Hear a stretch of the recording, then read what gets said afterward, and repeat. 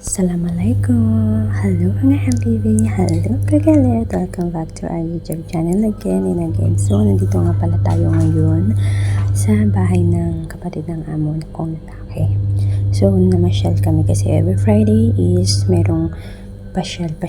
Pwede pupunta ka sa side boat ng pamilya ng amo mong babae o lalaki kung saan man ang gusto kayo dun sa bahay nyo lang. So, ayan, kung nakikita nyo, napakaraming ship dito. Ang daming tupa. Sobra. Dati daw is sobrang dami pa yan. Marami daw yan na animals. Pero ngayon kasi medyo nabawasan. So, meron nga nakaseparate na tupa dito. Hindi ko alam kung bakit, diba? Tapos, meron nga pala ako nakita dito na hindi ko alam kung anong tawag dito talaga. Iniisip, hindi naman to pabo. Hindi naman to turkey. Nakita nyo ba yan? So, marami din yan. Pero nakaseparate din yung iba-iba. Tapos ito nga, meron din silang itik dito. So, ito namang alaga ko. Pumasok dito. Meron din silang pugo. O, diba? Ay, mga pugo sila. Marami din yan. Itong alaga ko, pumasok dito. Binugaw man. Ayan o, meron pa dito sa taas. Diba? Ang cute-cute nila. O, nakita mo yan. O, ayan. Lalabas na. Ayan ang alaga ko. O, hahabulin niya. Diba?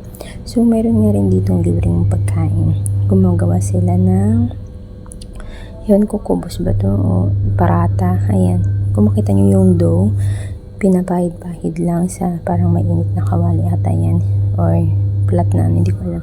So, hihintay mo lang yan, no? Tapos, maya lalagyan siya ng palaman ko anong gusto mo. Nutella, cream cheese, kung tinatawag sa kanila ay juban. So, nagpalagay ako ng Nutella kasi yan ang gusto ng alaga ko. Ayan, nakita nyo ba yan? Kung paano nila ginawa. Pero hindi ko alam kung paano nila ginagawa yung dough. Pero ayan, masarap din ito. Mas masarap ito yung juban na may chips. Kaso hindi ko lang yun na-order kasi hindi ko naman alam. Tsaka naiyak kasi ako, diba? Itong pagkain na to is para sa mga bata. Tapos sa katulong din. Diba? Ang bait-bait, ganyan. Tapos, ayan ang gagawin niya. Oh, diba? Sobrang nipis lang to. Gusto ko siya matutunan kung paano kasi nga gusto ko, alam mo na, diba? Parang gusto ko nang iparana sa aking babies. Ayan siya. Ayan na siya. Oh, pak. Surprise. So, ayun. Tamang ikot lang ang auntie habang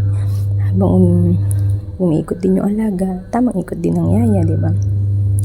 Ayan, kung nakikita niyo, ito nga pala ang kanilang isba dito.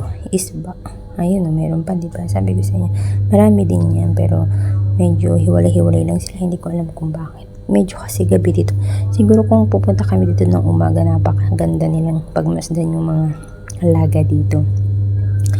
Hindi ko talaga alam kung anong tawag sa kanila dito eh. Hindi ko alam kung kinakain ba to o ano man.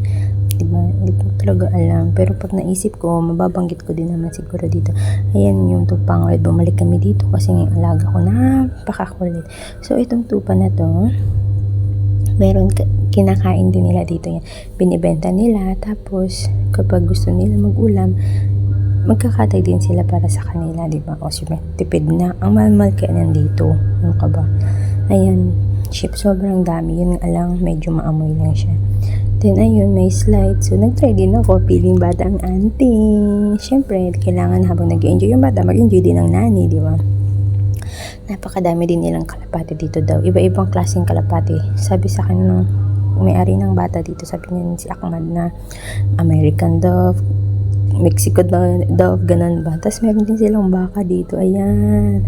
Dati, marami din dito talaga silang baka. Pero parang, parang naibenta na, tapos naikatay na ganun. Ayan na lang. Meron din yan, hindi ko lang kasi siya makuha ng video kasi nga gabi dito. Ayan, makikita nyo yung baka nila. Ang lalaki din, di ba? Malalaki na. Tapos, ayan ang kainan na kinuha nga pala yung pagkain dun sa labas diniliver. Ayan. Alam mo ba, dito kasi puro ganyan ang pagkain nila dito. Ito yung ano ba, yung rice na kulay yellow, tapos yung sa ibabaw is may chicken or laham. Yung laham na ship yun, ship yan. Siyempre, kuha ko konting video, ganun ba, simple. Pero nag-help man ako dyan, pero unti lang, hindi katulad ng dati. Ayun, papakita ko yung ship, diba, nagkumpul-kumpul man sila. Diba, ang gulo ng story, kasi nga, magulo din yung mga bata. So, ayan na, dahil tapos na kumain ang mga amo. So, ang mga kadama na naman ang kakain. So, ayan, kung makita nyo, ito yung sheep tupa. Ito ay fresh na fresh. Bagong katay lang yan na niluto na siya. O, diba, mataba-taba man siya. Siyempre, dito kasi, yung pagkain na tira nila, lalo na malinis naman. Kasi pagkakain sila dito, hindi naman sila dugit kumain yung mga madam dito, mga shawlin. Siyempre, dahil, ayan, unti nga lang natirang ulam, laham na, matataba.